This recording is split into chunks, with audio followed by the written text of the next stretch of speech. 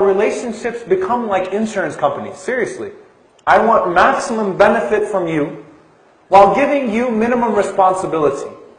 While giving, at least from my perspective, I don't want to give you much. I want to benefit from you. The minute that the scale tips the other way, I'm going to try to distance myself from that relationship. And subhanAllah, think about this in regards to parents.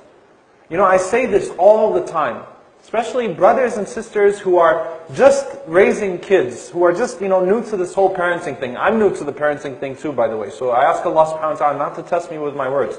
But it's very important for us to understand. The best way to have children that will love and respect you when you get older, and that will treat you well, and that will be grateful to you, is to make them grateful to Allah subhanahu wa ta'ala.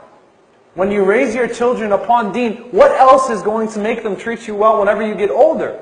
Otherwise, if they're not grateful to Allah subhanahu wa ta'ala, if they're not thinking of Allah azza wa jal, then you're just going to be a burden on them. You're just going to be dead weight. They're not going to want to be around you anymore. You're draining them now. They've already got the car from you. They've already went off to college. You put them on their own 2 feet. Now that they're set on their own 2 feet, they don't want you anymore. They don't need you anymore. It happens a lot with parents. Right? And that's why Allah subhanahu wa ta'ala says, وَلَا تُعْجِبْكَ أَمْوَالُهُمْ وَأَوْلَادُهُم.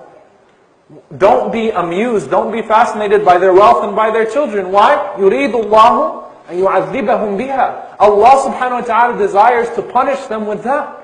Think about this.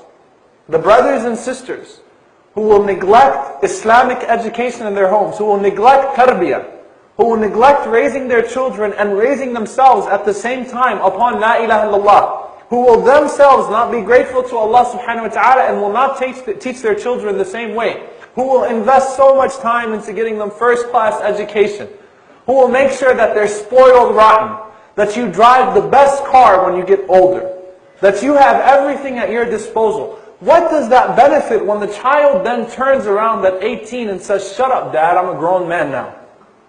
Benefited you nothing.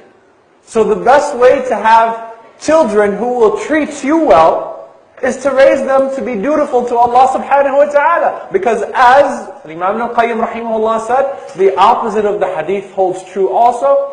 Rasulullah sallallahu alayhi wa sallam said, "Man lam yashkur al-nas lam yashkur Allah." Whoever does not thank people does not thank Allah. Whoever is not grateful to Allah will not be grateful to people. He will forget you. Your child would forget you. Why? Because you're a burden now. And we think like insurance companies sometimes. We become that shallow.